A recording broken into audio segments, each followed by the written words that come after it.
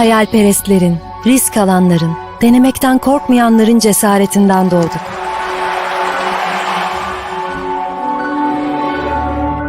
Bizi asla yarı yolda bırakmayan o sesin rehberliğiyle ilerlemeye ve öğrenmeye devam ediyoruz. Bunun için varız. Bu yüzden gece geç saatlere kadar lambalarımız sönmez. Elveda demek hem hüzün hem de gurur verir.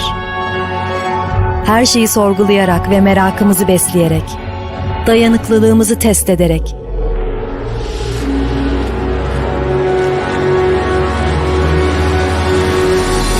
sınırlarımızı aşarak, ilerleyerek ve yeni ufuklar açarak yeni bir yol buluruz.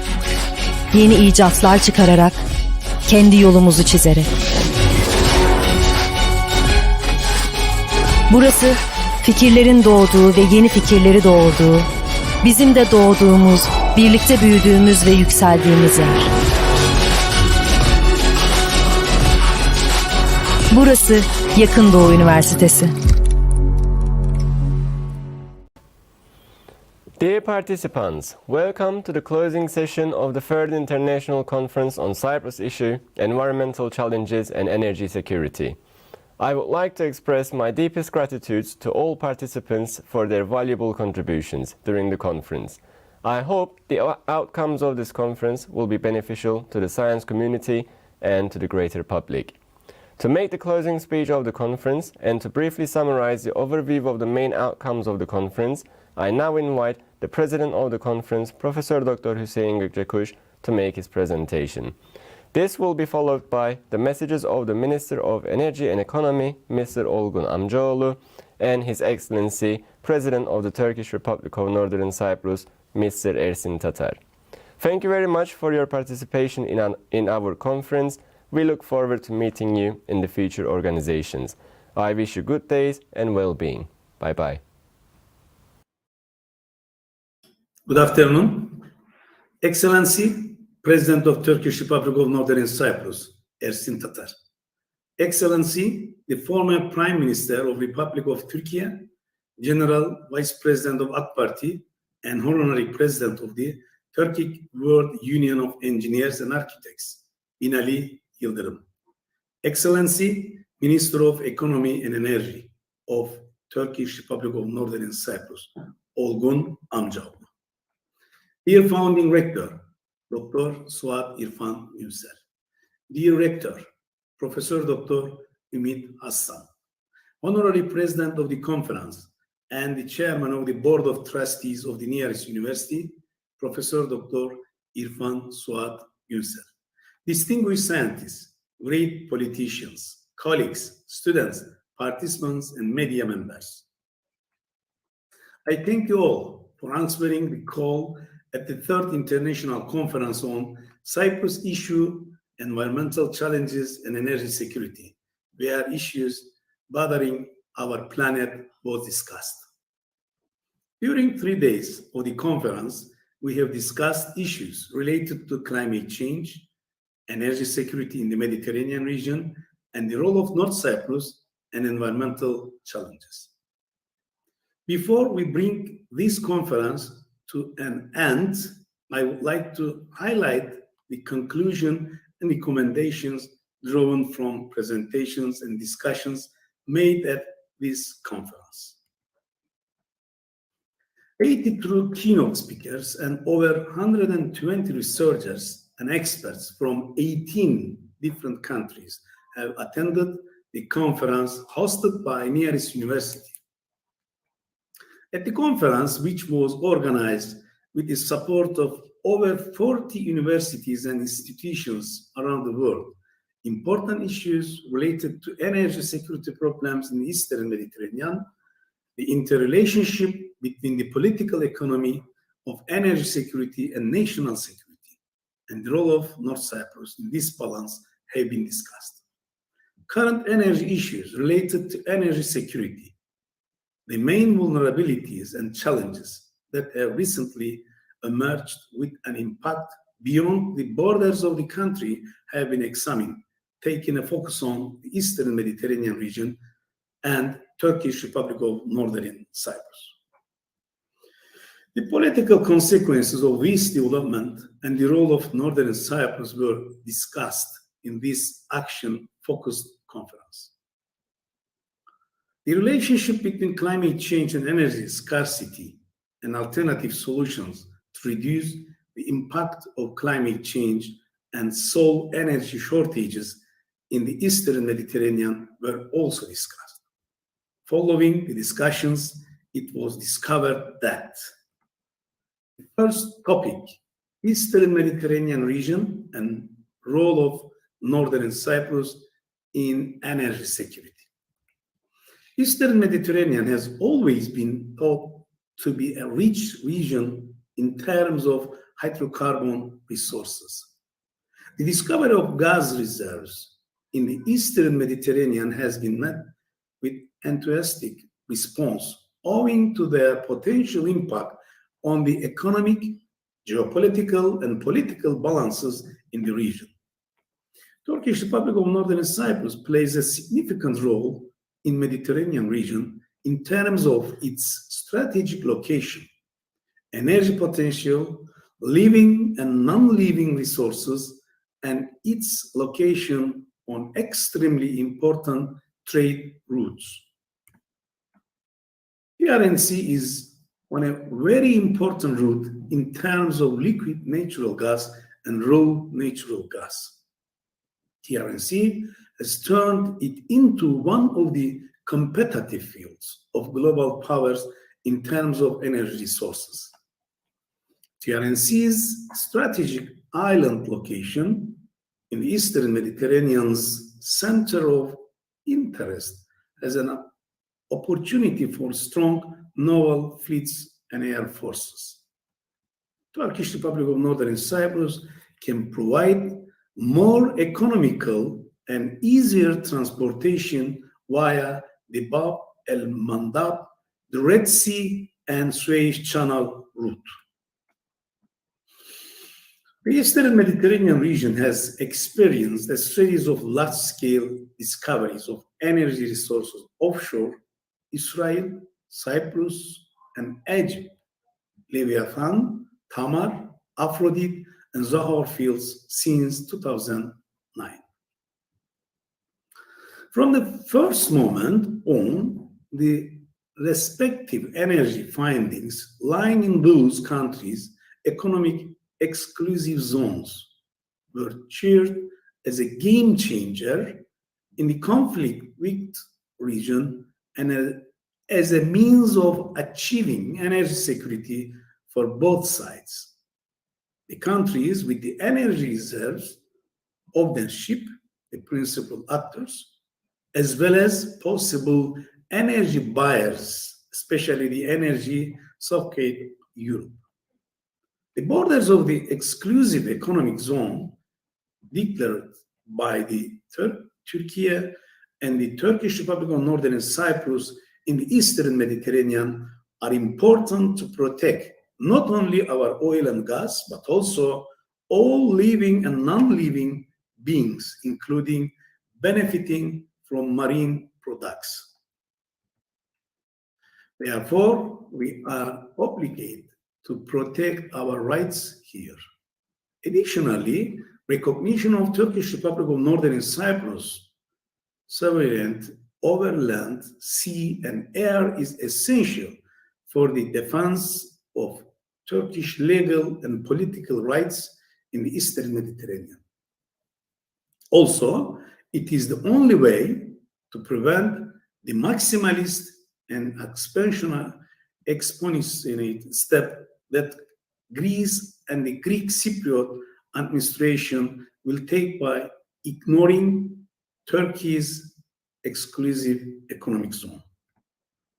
The second topic is climate change and energy security. Climate change is accelerating rapidly with a narrow possibility to escape its worst environmental and socioeconomic consequences. Geopolitical tensions are a stark reminder that energy security remains a critical challenge in the world. Both energy security and climate change are global issues that frequently come up in discussions of public policy globally. Energy security and climate change are increasingly critical drivers affecting policies, regulations, and investment in the energy sector. While there are many potential synergies between the two issues, they can also result in conflicting recommendations. Climate change directly affects fuel supply, energy production, as well as the physical resilience of current and future energy infrastructure. Heat waves and droughts are already putting existing energy generation under stress, making it even more important to reduce fossil fuel emissions. Climate change is putting energy security at risk globally. Climate action plans must prioritize energy. The third topic is climate change and renewable energy. The problem of energy and climate change have finally ended up where they belong at the heart of public attention. Yet, we have been aware of the connection between energy use and global warming for decades. Just as climate change threatens our environment, new records for rising oil and natural gas prices show that current supplies will not last long enough to cover future demands. Therefore, alternatives must be found as soon as possible. Fast-growing global energy needs to raise concerns on energy supply security and climate change. Although policies addressing the two problems associationally favor one over the other. Technological innovation, particularly in the area of alternative energy, offers a win-win approach to handle both problems. Technology innovation, especially in alternative energy, provides an opportunity to solve the two problems at the same time by reducing greenhouse gas emissions and decreasing countries' dependence on imported fossil fuels. The solution is simply one: renewable energy. Renewable energy could completely cover all our energy supply needs. Also, this is the only way to end our dependence on energy sources, fossil fuels. Solar energy is the most ancient and the root of almost all fossil and other renewable types. In order not to experience energy supply problems, Turkish Republic of Northern Cyprus should continue its search for resources in the land and sea areas within the borders of the economic zone. Turkish Republic of Northern Cyprus also needs to reach its carbon neutral target. Turkish Republic of Northern Cyprus is undergoing a major overtake of its energy sector with a strong focus on renewable energy systems to help achieve its goal to eliminate greenhouse gas. Renewable energy sources have gained priority in energy supply security as low-cost, long-lasting, clean, and environmentally friendly. Another topic is energy security and water security. Both water and energy are essential to every aspect of life: social equity, human health, ecosystem integrity, and economic sustainability. The long-standing division between energy and water consideration is particularly evident in the case of energy and water management. These resources are fundamentally intertwined. Energy is used to secure deliver, treat, and distribute water, while water is used to develop processes and deliver energy. Energy security has an impact on water security through increasing water needs and water pollution linked to increase energy supply or further reliance on renewable energies such as hydropower.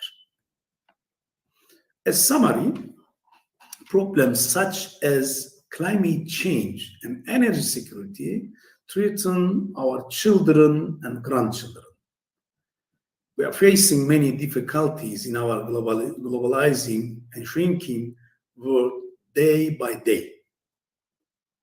We attract the attention of the world with the geopolitical and strategic wealth we have.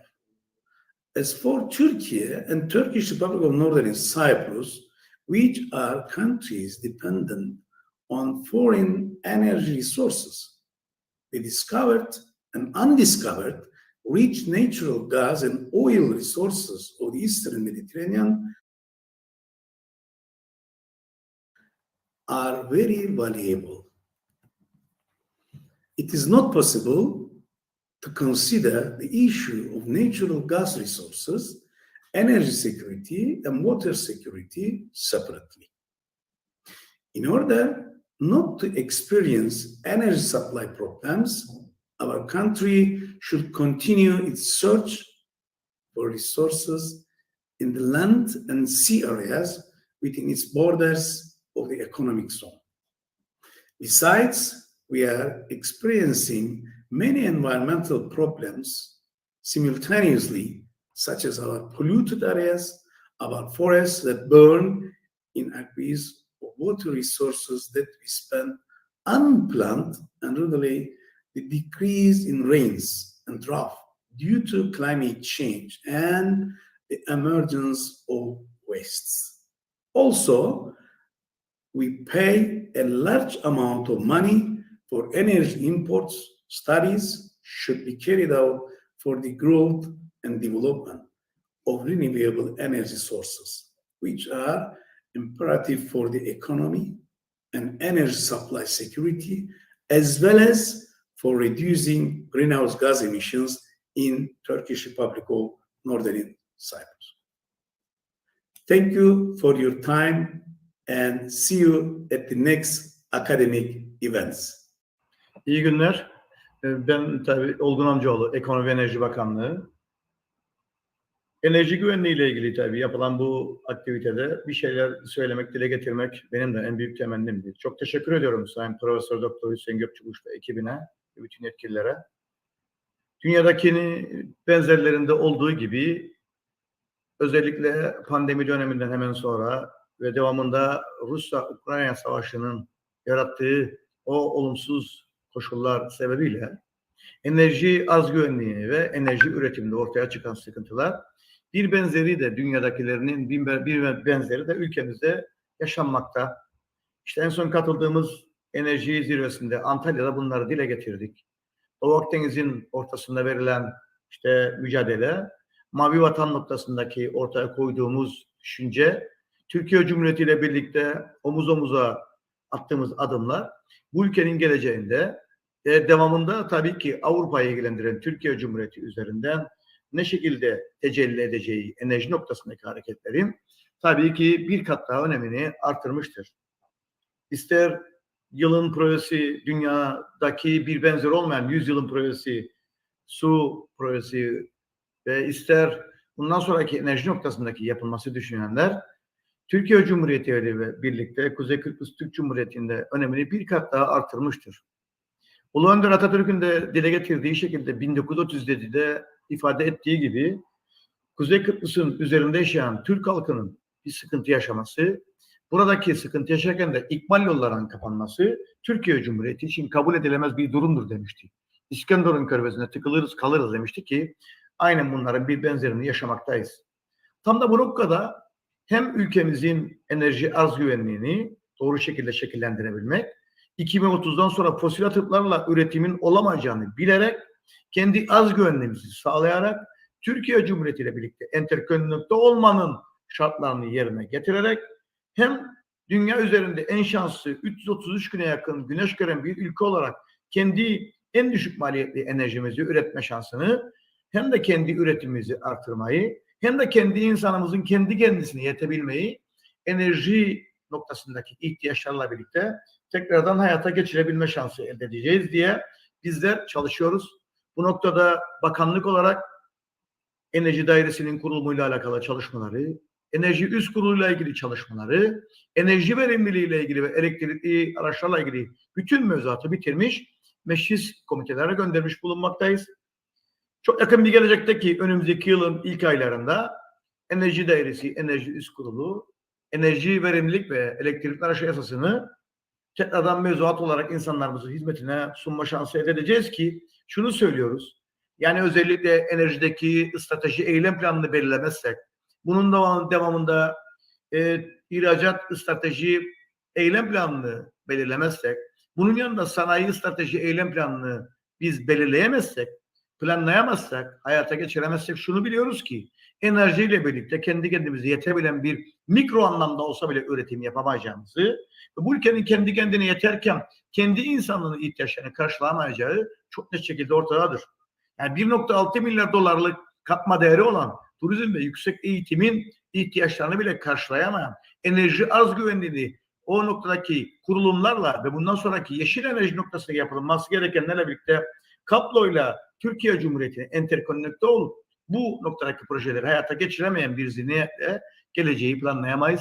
Özellikle bu noktadaki çalışmalarımız Türkiye Cumhuriyeti'nin en yetkili makamlarıyla paylaşılmakta, onlarla birlikte planlanmakta. Bu ülkenin geleceği, enerjiye olan ihtiyacı, devamında üretimi nasıl yapacağı ve devamında kendi insanının kendi ihtiyaçlarını nasıl karşılayacağı planlanmaktadır.